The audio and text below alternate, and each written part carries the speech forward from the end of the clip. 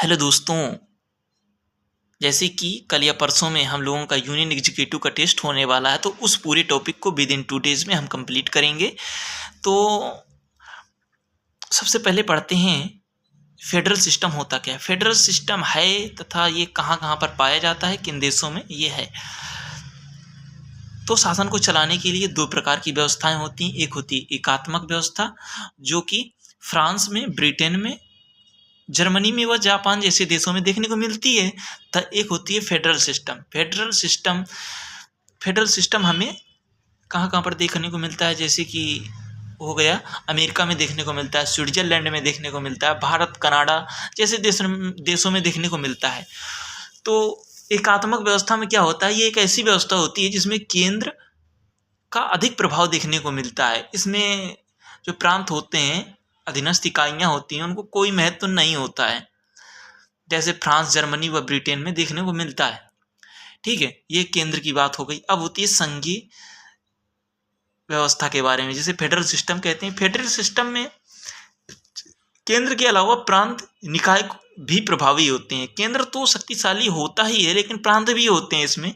कई कई जगह हमें देखेंगे कि कई जगह प्रांतों को ही अधिक महत्व दिया गया है, जैसे स्विट्जरलैंड में हम देखेंगे। स्विट्जरलैंड में तो हम लोग संघात्मक व्यवस्था के बारे में पढ़ते हैं। संघात्मक व्यवस्था के 3 टाइप होते हैं, जिसमें फेडरेशन तथा कन्फेडरेशन व यूनियन। तो इस डायग्राम को आप लोग याद रखिए तथा एग्जाम में इसे जरूर बनाइएगा। एक आसानी होगी, तो एग्जामिनर को भी चेक करने में आसानी होगी। अच्छे नंबर आप लोग गेन कर सकते हैं इसको, डायग्राम को बना करके। बेसिकली हमें सबसे पहले लिखना विषय वस्तु, फिर फेडरेशन सिस्टम, द कन्फेडरेशन व यूनियन। ये संघात्मक प्रकार की व्यवस्था के 3 टाइप हैं। सब लोग अच्छी तरीके से दोबारा से याद करिए। कन्फेडरेशन, फेडरेशन व यूनियन। Federation, confederation, union. तो फेडरेशन प्रकार की व्यवस्था कहाँ पर पाई जाती है? यूएसए में। कन्फेडरेशन स्विट्जरलैंड में। यूनियन प्रकार की व्यवस्था कनाडा व भारत जैसे देशों में पाई जाती है। तो ठीक है, ये तो एग्जाम्पल हो गए।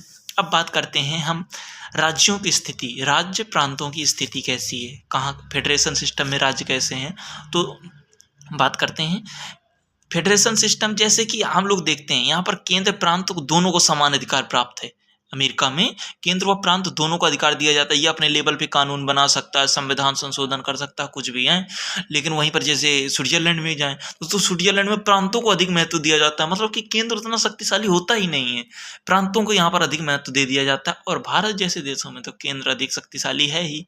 तो संविधान संशोधन की बात आती है, यहाँ पर यूएसए जैसे फेडरेशन सिस्टम है यूएसए में, तो संविधान संशोधन यहाँ पर केंद्र और राज्य दोनों अपने स्तर पर करते हैं यूएसए में, फेडरेशन सिस्टम में। और कन्फेडरेशन सिस्टम में यहाँ पर यहाँ पर प्रांतों को अधिक महत्व दिया गया है, प्रांत करते हैं अपने स्तर पर। और यूनियन में तो जानते ही हैं, केंद्र सरकार अधिक शक्तिशाली है, संसद ही सब कुछ करती है। और फिर अवशिष्ट शक्तियों में जैसे केंद्र व प्रांत दोनों का अधिकार होता है। और कन्फेडरेशन में राज्यों को ही है, प्रांतों को ही है। भारत जैसे सिस्टम में केंद्र के पास है। संसाधन पर नियंत्रण, जो जैसे कि खनन हो गया और रिवर का पानी जैसे यूज करना है, कुछ भी जैसे वन हो गया, ये सभी सेंट्रल गवर्नमेंट के अधीन होते हैं। तो संसाधन पर नियंत्रण कैसे होता है, जो जितने भी नेचुरल चीज़ें हैं वो सब राज्य का केंद्र का अधिकार होता है। तो यहाँ पर भारत जैसे यूनियन में तो केंद्र का हो गया, कन्फेडरेशन में प्रांत हो गया, और फेडरेशन में दोनों हो गए। तो बेसिकली एक हमें चीज़ यहाँ पे से पता चलती है कि जो फेडरेशन सिस्टम होता है, जो कि अमेरिका में है, यहाँ केंद्र और राज्य दोनों को महत्व, दोनों को समान अधिकार हैं। कन्फेडरेशन सिस्टम जो स्विट्जरलैंड में है, यहाँ पर प्रांतों को अधिक शक्तिशाली बनाया गया है। मतलब कि प्रांतों के लोग खड़े करके वोटिंग कर दें तो वही प्राइम मिनिस्टर होगा। ठीक है। और यूनियन सिस्टम में सब कुछ केंद्र के पास है। एक डायग्राम बेसिकली ये बना है, इसमें separation of power and division of power बताया गया है। सेपरेशन ऑफ पावर मतलब कि सत्ता का सेपरेशन, पृथक्करण, और डिवीजन सत्ता का विभाजन। दोनों बात समझने लायक हैं। अच्छा चीज़ है कि सेपरेशन ऑफ, दोनों अलग हो रही हैं लेकिन वो सत्ता का पृथक्करण है, विभाजन है। जैसे कार्यपालिका, विधायिका और न्यायपालिका में सत्ता का विभाजन किया गया है। और डिवीजन ऑफ पावर, डिवीजन होता है वो कैसा होता है, वो हॉरिजॉन्टल होता है। सत्ता का पृथक्करण हॉरिजॉन्टल होता है। मतलब कार्यपालिका, विधायिका और न्यायपालिका ये तीनों समान मतलब कि पैरेलल होती हैं, पैरेलल नहीं हॉरिजॉन्टल होती हैं। और जो वर्टिकल होती हैं, जैसे सत्ता का विभाजन ये वर्टिकल होता है, सबसे सेंटर में सबसे ऊपर केंद्र होगी, फिर उसके नीचे राज्य होगी, फिर उसके नीचे स्थानीय निकाय होंगे। समझ गए, ये होता है डिवीजन ऑफ पावर। तो अब हम जैसे नेक्स्ट टॉपिक पढ़ेंगे, इसमें हम पढ़ेंगे भारतीय व्यवस्था में एकात्मकता के लक्षण। जो भारतीय व्यवस्था है, यहाँ पर संघात्मक व्यवस्था तो है फेडरल सिस्टम, लेकिन यहाँ एकात्मक प्रकार के लक्षण दिखाई देते हैं। तो आप लोग इसको नोट करती जाइए, ये क्योंकि बहुत सारी चीज़ें हमारे कोचिंग भी ज़्यादा कुछ एक्स्ट्रा लिखा है, जिससे कि कहा जाता है ना, जब हम इतना सारा लेके जाएंगे तो एग्ज़ाम टाइम बहुत थोड़ा बचता है, तो इसीलिए काफ़ी सारी चीज़ें लिखा दी जाती हैं। उसी कई चीज़ें बार बार रिपीट हो जाती हैं, जिससे कि रिकॉल हो जाती हैं। बोलते हैं ना, बार बार बोलने से रिकॉल होता रहता है, याद होता रहता है। हर 15 दिन में पढ़ना चाहिए अपनी कॉपी को। तो अलग बातें हो गई, ठीक है। तो यहाँ पर क्या लिखा है, भारतीय संघात्मक व्यवस्था में एकात्मकता के लक्षण। तो भारतीय संघात्मक व्यवस्था में भारत में अलगाववाद की समस्या रही है। सही बात है कि कहीं देखते हैं कि तमिलनाडु को अलग तोड़कर राज्य बनाने, देश बनाने की घोषणा की जा रही है। जैसे हमारे नॉर्थ ईस्ट वाले राज्य हैं, उनको तोड़कर अलग राज्य बनाने की बात की जा रही है। मणिपुर में अभी हिंसा हुई इसी वजह से। पंजाब को तोड़कर खालिस्तान बनाने की बात हो रही है। यहाँ पर भारत में जो संघात्मक व्यवस्था है, एकात्मकता के लक्षण, भारत में अलगाववाद की समस्या रही है। तो राष्ट्रीय सरकार की चुनौती भारत में बनी रही है। मतलब कि यहाँ पर राष्ट्रीय सरकार की चुनौती रही है। जो सेंटर की गवर्नमेंट रहती है तो वो अपने अधीन सब कुछ ले लेती है। तो इससे क्या होता है कि वो राष्ट्रपति शासन लागू कर देती है। और इस सब चीज़ों के बारे में आगे पढ़ेंगे। यूनिटरी सिस्टम, उसमें केंद्रीय कार्यपालिका में, जिसमें राष्ट्रपति के बारे में पढ़ेंगे, उसके आपातकालीन प्रावधान पढ़ेंगे। और जैसे है सभी राज्यों में एक समान संसाधन नहीं।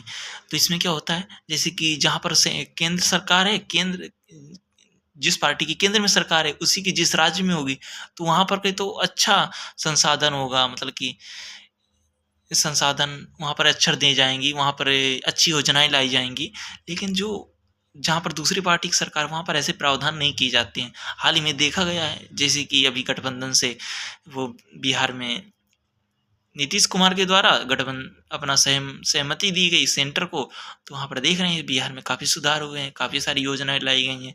अभी हालिया बजट 2025 में जो पेश हुआ है, तो उसमें देखे हैं बिहार की ही चर्चा है। राज्यों की सुरक्षा एवं रक्षा संरक्षा केंद्र का कर्तव्य है, ऐसा आर्टिकल 355 में वर्णित है। यही कारण है कि संविधान निर्माताओं ने संघ को राज्यों की सुरक्षा, संसाधन के वितरण एवं राष्ट्रीय एकीकरण के उद्देश्य से केंद्र को अधिक शक्तिशाली बनाया है। तो एकात्मकता के लक्षण में हमें ये 4-5 टॉपिक हैं। सबसे पहली बात रिकॉल करेंगे। नंबर 1 अलगाववाद की समस्या, दूसरा एकीकरण की चुनौती। सबसे पहले हम बात करेंगे, जो याद रहेगा सब लोग एक बार रिकॉल कीजिए आराम से, फिर से दोबारा से। नंबर 1 अलगाववाद की समस्या, एकीकरण की चुनौती, समान संसाधन का विभाजन नहीं, समान संसाधन का वितरण नहीं, राज्यों की सुरक्षा एवं संरक्षा का कर्तव्य केंद्र के पास है, जिस कारण इसका दुरुपयोग भी किया जाता है।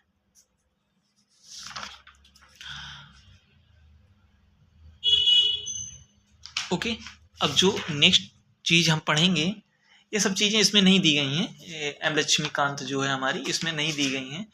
अब नेक्स्ट जो चीज पढ़ेंगे वो एकात्मक एवं संघात्मक जो दोनों हैं, इसमें दे गए केवल संघात्मक प्रकार की संविधान की संघीय व्यवस्था दी गई है, हमारी एकात्मक व्यवस्था नहीं है। लेकिन तो हम दोनों को अलग कंपैरिजन करके पढ़ेंगे ना, तो उसमें आसानी रहती है।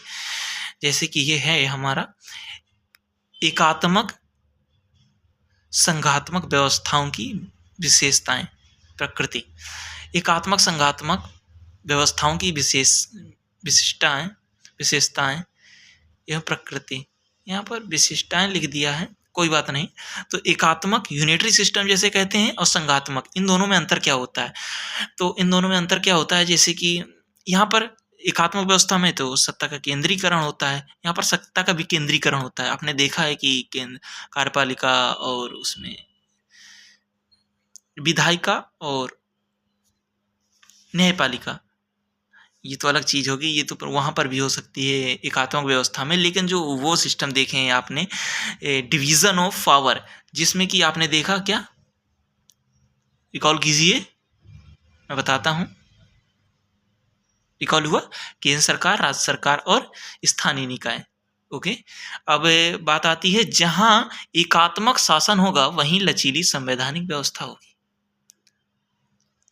और भारत में संघात्मक व्यवस्था है, यहाँ पर लचीली व्यवस्था नहीं होगी, यहाँ पर होगी जटिल संवैधानिक व्यवस्था होगी, क्योंकि संविधान में संशोधन करने के लिए प्रांत एवं राज्य की सहमति भी अनिवार्य होती है। कई ऐसी चीजें होती हैं जहाँ पर प्रांतों संशोधन तो कर दिए जाते हैं, लेकिन स्टेट जो होता है अपने स्तर पर उसे लागू करता है, तो ये संवैधानिक चुनौती होती है। तो और जैसे एकात्मक संवैधानिक व्यवस्था में संसदीय द्विसदनीय व्यवस्था की संभावनाएं नहीं होती हैं। फ्रांस और ब्रिटेन में इसके अपवाद हैं, जहां एकात्मक व्यवस्था होते हुए भी 2 सदन दिखाई देते हैं। संघात्मक व्यवस्था में द्विसदनीय व्यवस्था का होना अनिवार्य है। संघात्मक व्यवस्था में स्वतंत्र न्यायपालिका का होना अपरिहार्य है। इसमें डिवीजन ऑफ पावर जैसे केंद्र, प्रांत और स्थानीय निकाय, अच्छा इसमें दिया भी था नीचे, स्थानीय निकाय पाए जाते हैं। और यहाँ पर एकात्मक व्यवस्था में स्वतंत्र न्यायपालिका हो सकती है, स्वतंत्र न्यायपालिका हो सकती है। और सत्ता का जमाव केंद्र सरकार के पास होता है। सबसे पहले रिकॉल कीजिए फिर से एक बार, क्या है एकात्मक व्यवस्था और संघात्मक व्यवस्था, 4 अंतर आप बताइए। बेसिकली मैं 5 बताया हूँ। सबसे पहले बात, सत्ता का केंद्रीकरण इसमें होता है, इसमें सत्ता का विकेंद्रीकरण होता है। नंबर इसमें जटिल संवैधानिक व्यवस्था होती है, इसमें जैसे कि एकात्मक व्यवस्था में यहाँ पर लचीली संवैधानिक व्यवस्था होती है, और संघात्मक व्यवस्था में यहाँ पर जटिल संवैधानिक व्यवस्था होती है। और यहाँ पर द्विसदनीय व्यवस्था नहीं होती है, इसके अपवाद हैं। फ्रांस और ब्रिटेन में द्विसदनीय व्यवस्था है, मतलब कि लोकसभा और राज्यसभा जैसी व्यवस्था नहीं देखने को मिलती है। और वहीं भारत में ऐसा है, यहाँ पर द्विसदनीय व्यवस्था होती है। और यहाँ पर न्यायपालिका का होना अपरिहार्य है, और यहाँ पर स्वतंत्र न्यायपालिका भी हो सकती है। और यहाँ पर सत्ता का